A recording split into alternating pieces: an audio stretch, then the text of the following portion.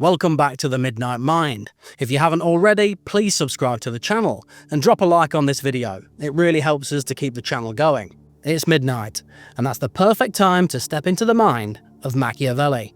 Have you ever stopped to consider how much of your reality is not chosen by you, but given to you? The news you read, the stories you hear, the values you adopt, the very lens through which you see the world.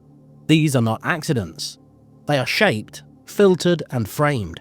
And while we like to believe we think for ourselves, most of us are swimming in waters we didn't notice being poured around us. This is the quiet power of propaganda. Noam Chomsky has spent his life exposing this reality. He calls it the manufacturing of consent. In his view, propaganda is not just the tool of authoritarian states. It is equally present in democratic societies where control is exercised not by overt force, but by guiding what people believe to be common sense. The media, corporations and institutions of power shape the narrative so effectively that people feel their opinions are their own, when in truth, those opinions were carefully designed. Machiavelli, writing centuries earlier, described the same principle from the perspective of rulers. In The Prince, he observed that men are more moved by appearances than by reality. A leader doesn't need to be virtuous, he argued. He only needs to appear virtuous, because people rarely investigate deeply. They take things at face value. Machiavelli's ruler survives and thrives by controlling perception. And perception, when repeated enough, becomes reality in the minds of the people. Carl Jung approached the issue from within the psyche. He showed us that humans do not perceive reality as it is. We filter it through the unconscious mind, our desires, fears, and projections. Jung warned that propaganda doesn't succeed merely because it is loud. It succeeds because it appeals to something hidden in us. It taps into the shadow, the parts of ourselves we deny, the fears we repress, the identities we long for. Propaganda shapes reality by shaping the unconscious. Combine these three perspectives, and you see the full picture. Chomsky shows how systems manufacture belief. Machiavelli shows how leaders weaponize appearances. Jung shows why our minds are so vulnerable to suggestion. Propaganda isn't simply lies shouted from a podium. It's a careful orchestration of images, words, and symbols that appeal to the unconscious and shape what we take for truth. Think about advertising. Every image of happiness, beauty, or success linked to a product is a form of propaganda. The goal is not to present truth, but to create an association so strong that it feels like truth. Politicians do the same. They surround themselves with flags, music, smiling families, and grand promises. Few stop to ask if the reality matches the appearance. Machiavelli would remind us it rarely does. The danger is that once these patterns are repeated often enough, they stop feeling like persuasion and start feeling like reality itself. Chomsky argued that when the media endlessly repeats certain frames about enemies, about economics, about morality, those frames become visible. People no longer question them. They simply accept them as the way things are. And when you accept propaganda as reality, you have surrendered the most important freedom, the freedom of your own mind. Most people believe propaganda is something that happens elsewhere. They imagine crude posters, slogans, and dictators waving fists. They don't realize it is just as powerful and far more subtle in their own societies. It's in the headlines they don't question. It's in the films that glorify certain values. It's in the endless stream of entertainment that distracts from deeper issues. The most effective propaganda is never seen as propaganda. It is seen as common sense. Jung would tell us that the only defense is awareness. You cannot stop propaganda from being produced, but you can stop yourself from being unconsciously controlled by it. This requires knowing your own shadow, understanding your own hidden desires and fears, because if you do not know them, they will be used against you. Every piece of propaganda, at its core, is a mirror held up to the unconscious. It tells you what you most want to hear, or most fear to face. Machiavelli, Chomsky, and Jung converge on this truth. The battle for your reality is fought not in the streets, but in your perception. Whoever controls appearances controls thought. Whoever manufactures consent controls belief. Whoever speaks to the unconscious controls behavior. This is not a conspiracy theory.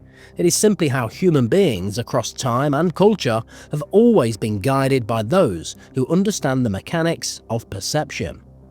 And here is the uncomfortable fact. No one is immune. Even the intelligent, the educated, the skeptical. Propaganda is designed for them too. In fact, they may be the easiest to control, because they believe they are beyond influence.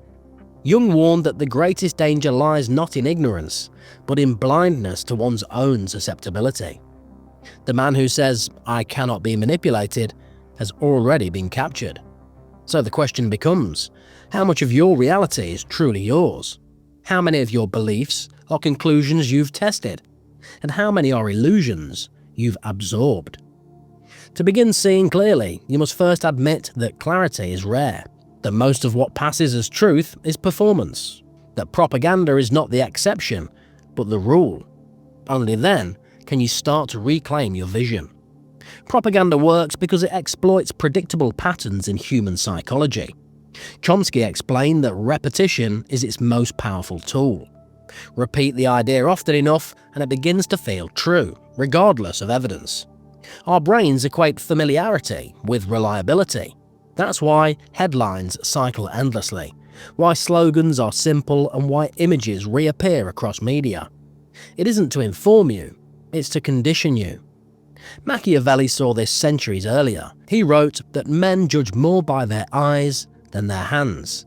In other words, perception outweighs reality.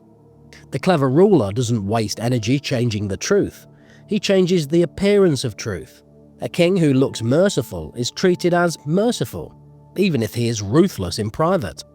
A leader who looks strong is assumed capable, even if his actions prove otherwise. Control the image, and the substance becomes irrelevant. Jung would add that repetition and appearances work because they resonate with the unconscious. Propaganda doesn't aim for your rational mind. It goes deeper. It appears to your shadow, your hidden fears, and your unacknowledged desires. The angry speeches that stir crowds work not because they present facts, but because they unleash what people were already carrying within them. The propaganda becomes a stage where the unconscious acts itself out. Fear is another central mechanism. Chomsky observed that fear is the fastest way to unify public opinion. Whether it is fear of an enemy, fear of economic collapse, or fear of social rejection, the principle is the same. Fear simplifies thought. It narrows the field of vision. In fear, people stop questioning and start obeying. Propaganda thrives in fear because frightened people trade independence for security. Machiavelli too understood the value of fear. He argued that it was safer for a ruler to be feared than loved, provided he avoided hatred. Why?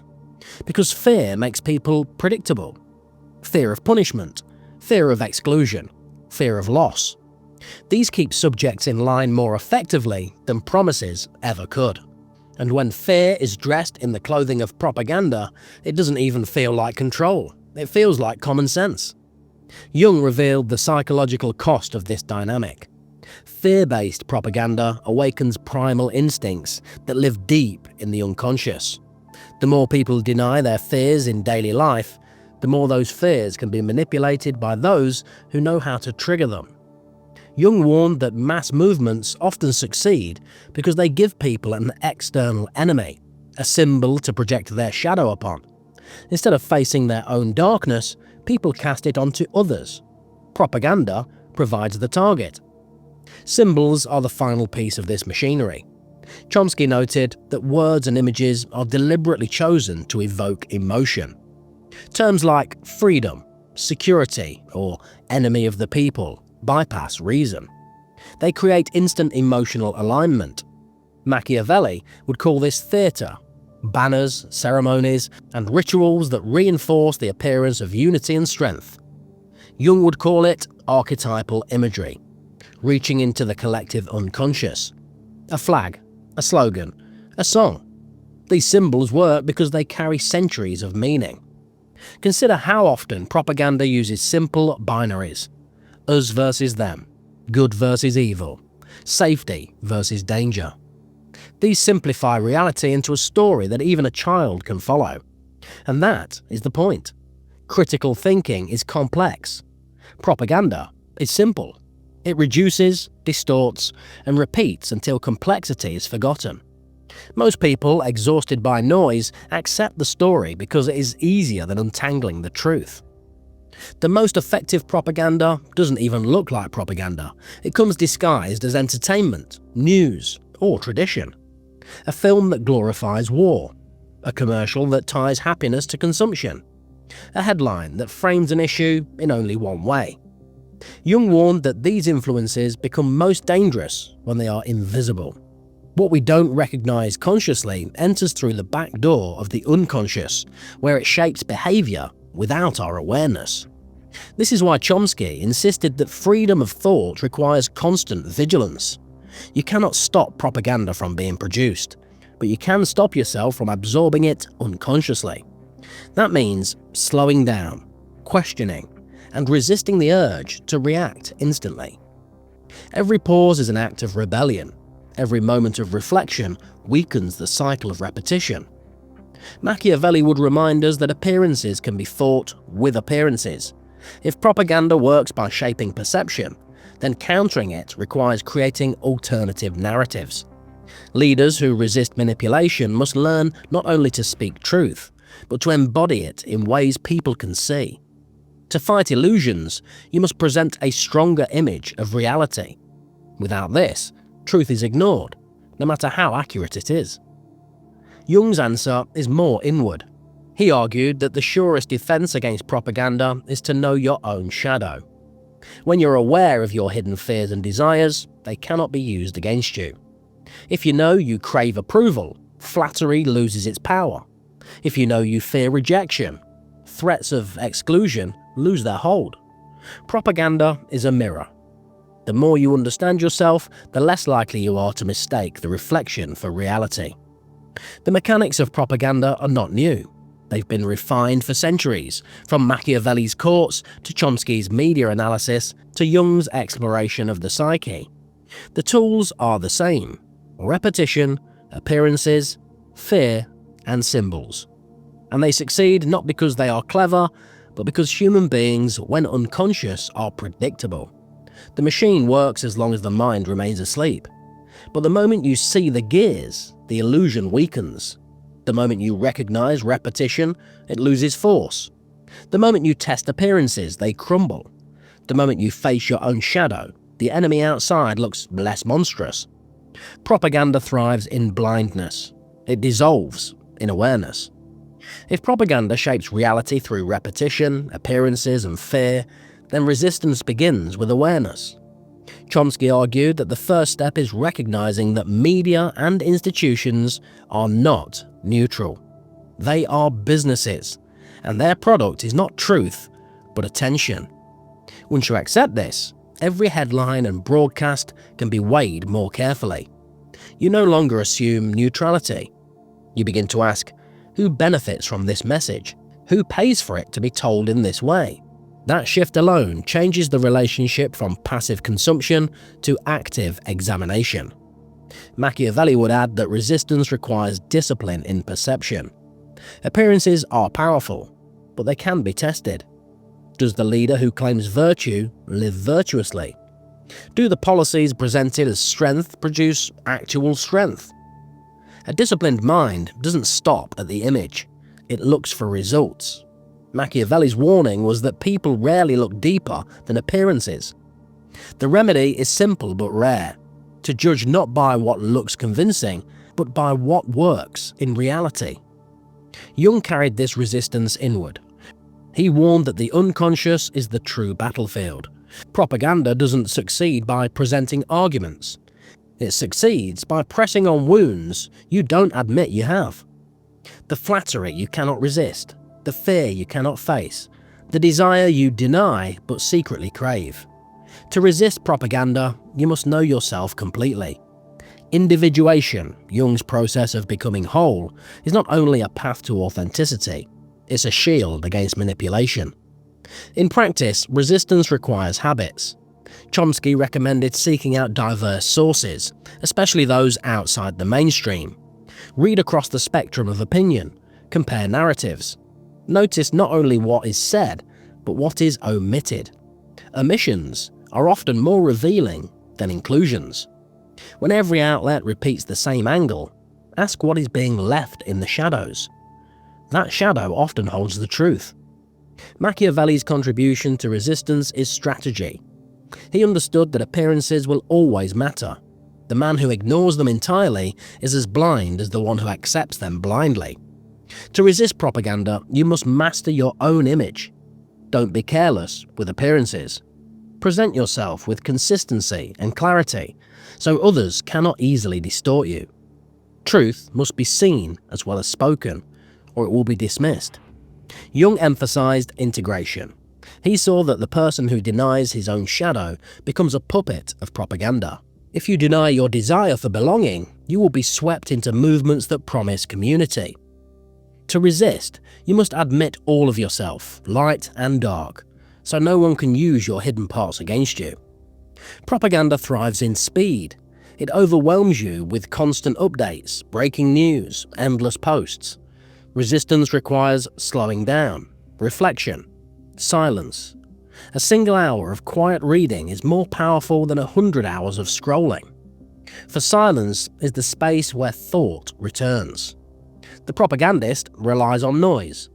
Withdraw from the noise and the strings lose their pull. Another safeguard is courage.